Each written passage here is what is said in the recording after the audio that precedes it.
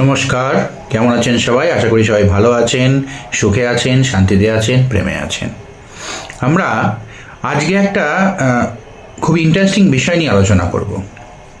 আজকে আমরা যে মূর্তি পূজা করি সেই মূর্তি পূজাটা কতটা বেদসম্মত, বা এরম যদি বলি, বেদে কি আদৌ মূর্তি পূজাকে গ্রাহ্য করা হয়েছে, নাকি সেটা পরবর্তীকালে এসছে, বা মূর্তি পূজা কি বেদ বিরোধী? তখন আমরা তো বলি আমরা বৈদিক ধর্ম অনুযায়ী বৈদিক ব্রাহ্মণ বলা হয়, বৈদিক ব্রাহ্মণ, বেদ মেনে চলা ব্রাহ্মণ আর কি। তা বৈদিক ব্রাহ্মণরা যে মূর্তি পূজা যে করছে সেটা কতটা যুক্তিসঙ্গত? বৈদিক ব্রাহ্মণ তো বেদ মেনে চলা উচিত, তাহলে তারা কি বেদ মানছে, নাকি মূর্তি পূজা কি বেদে আছে? এখন দেখুন, হিন্দু ধর্মের কিন্তু মনে রাখতে হবে, এখানে একটা কথা বলি, হিন্দু ধর্ম কিন্তু খুব সমাজ এবং পরিস্থিতির পরিপ্রেক্ষিতে নিজের বিবর্তন ঘটিয়েছে। সেই জন্যই অনেক ঘাত প্রতিঘাতের মধ্যে দিয়ে এসেও ধর্মটা কিন্তু চিরকালই খুব নারিষ্ট হয়েছে এবং টিকে থেকেছে। প্রচুর অ্যাটাক হয়েছে হিন্দু ধর্মাবলম্বীদের ওপর, প্রচুর। শুধু যে অস্ত্র দিয়ে অ্যাটাক হয়েছে তা না, সামাজিকভাবে আঘাত আনা হয়েছে, অর্থনৈতিকভাবে আঘাত আনা হয়েছে, ধর্ম দিয়ে আঘাত আনা হয়েছে, বিভিন্নভাবে আঘাত আনা হয়েছে, কিন্তু তাও সেই ধর্ম কিন্তু টিকে রয়েছে। টিকে রাখার কারণ হচ্ছে এটা সময়ের সঙ্গে তাকে বিবর্তিত করেছে, এটা মনে রাখতে হবে। তাহলে এখন এইবার আমি টপিকে ফিরে আসি। মূর্তি পূজা মানে হচ্ছে কোনো একটা দেব বা দেবীর রূপ কল্পনা করা এবং সেই অনুযায়ী তার পাথরের, কাঠের, মাটির বা অন্য কিছুর মূর্তি স্থাপন করে তার পূজা করা, তার নির্দিষ্ট বিধি আছে। এবার বেদে এই বিধিটা আছে কি? দেখুন, বেদে কিন্তু মূর্তি পূজার কথা ডাইরেক্টলি কোথাও বলা নেই, মূর্তি পুজো নেই, কিন্তু দেবতার একটা বিশ্লেষণ আছে, একটা রূপ বর্ণনা আছে, বিভিন্ন শ্লোকের মাধ্যমে সেই রূপ বর্ণনা আছে। এবং এটাও বলতে পারি যে এই যে এখন নানান রকম দেবদেবী আমরা যে পুজো করি, এত দেবদেবীর কথা সেখানে নেইও। এই বেদ, বিশেষ করে ঋগ্বেদ, মূলত প্রকৃতি ধর্মী। সেখানে প্রকৃতির যেসব অস্তিত্বগুলো, আইডেন্টিটিগুলো আমরা দেখতে পাই, যেমন ধরুন আগুন, যেমন ধরুন বরুণ, যেমন ধরুন সোম, আর একজন রয়েছেন ইন্দ্র। ইন্দ্র যিনি সব কিছুকে মেনটেন করছেন। এই সব দেবদেবতার আমরা নাম শুনতে পাই, কিন্তু কোথাও ধাতু, কাঠের প্রতিমা বা মাটির প্রতিমা এসবের কোথাও কোনো নির্দেশ নেই। সেখানে মূল যে বিষয়বস্তুটা রয়েছে সেটা হচ্ছে অগ্নিহোত্র আর কি, যজ্ঞ, যজ্ঞিতে অগ্নিহোত্র এবং মন্ত্রপাঠ। এটাই হচ্ছে মূল ব্যাপার। প্রতিদিন এরকম মন্ত্রপাঠ করা, যজ্ঞতে ঘৃতাহুতি দিয়ে আগুন জ্বালানো এবং তার সঙ্গে মন্ত্রপাঠ করা, বিভিন্ন আলাদা আলাদা দেবদেবীর জন্য। দেবতা ছিলেন এখানে, দেব বা দেবী এখানে ছিলেন শক্তি, প্রাকৃতিক নীতি এবং কসমিক যে ফোর্স, তার সিম্বলিকও বলা যেতে পারে বা তার প্রধানও বলা যেতে পারে, তার সেই শক্তির আধারও বলা যেতে পারে। এবার যজুর্বেদে যদি, এটা ঋগ্বেদ বললাম, যজুর্বেদে যদি আসি, আচ্ছা, ঋগ্বেদে ঋক হচ্ছে ঋত শব্দ থেকে হচ্ছে ঋত। ঋত মানে হচ্ছে এই সমগ্র যে সিস্টেমটা রয়েছে, এই যে সমগ্র যে ব্যবস্থাটা রয়েছে, এই বিশ্ব ব্রহ্মাণ্ড যা আমরা দেখি বা যা দেখতে পাই না, এটা যে একটা সিস্টেমেটিক সিঙ্ক্রোনাইজড হয়ে যে চলছে, তার যে ব্যবস্থা, সেই ব্যবস্থাটাকে বলা হচ্ছে ঋত। এই ব্যবস্থার বিরুদ্ধে যাওয়াটাকে কিছু কখনো কখনো পাপ বলা হয়েছে, এবং এই ব্যবস্থার মধ্যে যাওয়াটাকে আধ্যাত্মিকতা বলা হয়েছে। এটা হচ্ছে মূল বিষয় ঋগ্বেদে, এবং আধ্যাত্মিকতাই হচ্ছে জীবন, এটাই বলা হয়েছে মোটামুটি হবে। যে যথার্থ জীবনধর্মী সেই কিন্তু আধ্যাত্মিক, এই হচ্ছে মোটামুটি ঋগ্বেদের নিয়ম। তার সঙ্গে যেটা মাস্ট করা হয়েছে সেটা হচ্ছে ওই যজ্ঞ, যজ্ঞটা তাকে করতে হবে বিভিন্ন দেব দেবীকে, এটা একটা ধারণা ছিল, বিভিন্ন দেব দেবীর উদ্দেশ্যে যে আমরা যে গীতাহুতি দিচ্ছি, আমরা যে ভক্তি করছি, আমরা যে ভক্তি ভরে, ভক্তি করতে কনসেপ্ট তখন আসেনি, মন্ত্র যে পাঠ করছি, মন্ত্র পাঠ করে তাদের যে শক্তি অর্জিত হচ্ছে, সেই শক্তিটা প্রকৃতির বিভিন্ন শক্তির সঙ্গে মার্জ হচ্ছে, মার্জ হয়ে তাদেরকে আরও শক্তিশালী করছে। ধরুন বরুণ দেবের জন্য আমি করছি, ধরুন প্রত্যেকটা সময় আগে অগ্নিদেবের জন্য করতে হতো, অগ্নিদেবের জন্য করছি। ইন্দ্রের খুব পুজো হতো, তারপর ইন্দ্র হচ্ছে দেবতাদের রাজা, তিনি সব সিস্টেমটাকে এক জায়গায় সিঙ্ক্রোনাইজ করে রেখেছেন, এবং তার যে শক্তি বাড়ানোর জন্য আমি তার মানে এই যজ্ঞগুলো করছি। এই হচ্ছে মোদ্দা ব্যাপার আর কি, মানে প্রকৃতিটাকে আরও ভালোভাবে থাকে, ভালোভাবে যাতে চলে, ঝড় ঝঞ্ঝা আপদ বিপদ যাতে না হয়, সেজন্য আমি এই যজ্ঞ করছি। এইবার আসছি যজুর্বেদে। এই যজুর্বেদে যজ্ঞবিধি বিশদভাবে আছে, কিন্তু প্রতিমা স্থাপন বা অর্চনার নিয়ম নেই, একই জিনিস। এইবার আসছে হচ্ছে নিরাকার দর্শন। নিরাকার দর্শন তাহলে আসছে কোথা থেকে?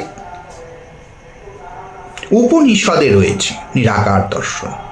নিরাকার দর্শন হচ্ছে যে পরম ব্রহ্ম তিনি নিরাকার, তার কোনো আকার নেই, তিনি সর্বশক্তিমান, তারই বিভিন্ন রূপে বিকাশ। এই মোটামুটি উপনিষদ বলছে। নেতি নেতি উপনিষদ বলছে নেতি নেতি, মানে এ নয় সে নয়, মানে কোনো কিছুই কোনোটাই নয়, কোনো স্পেসিফিক জিনিস নয় যে এই মূর্তি, ওই আলো, ওই বাতাস, এই জল, এই সূর্য, এগুলো নয়, কোনো বস্তু নয়, যা দেখছি তাও নয়, যা দেখতে পাইনি তাও নয়।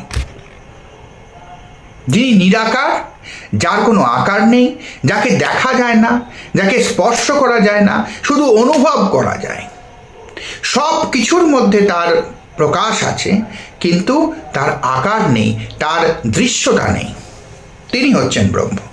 এবং সেই ব্রহ্মের কথা প্রথম বলছে উপনিষদ, তার আগে কিন্তু ঋগ্বেদে নেই, কোনো বেদেই নেই, ঠিক আছে?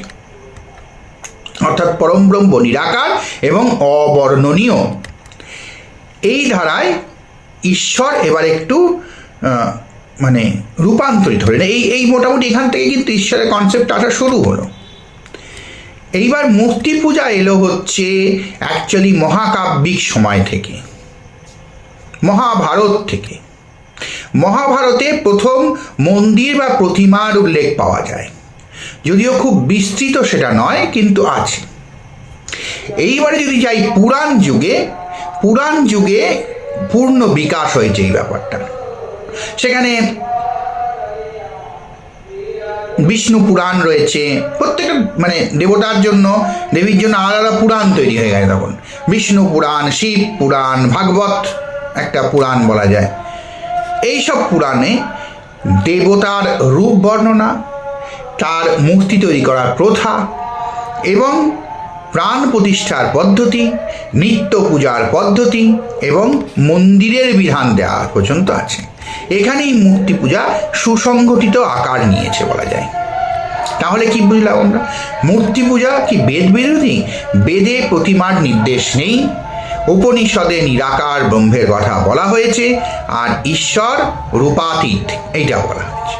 তাহলে মূর্তি পূজা কিন্তু তাহলে দেখা গেল বেদ বিরোধী নয়। কেন?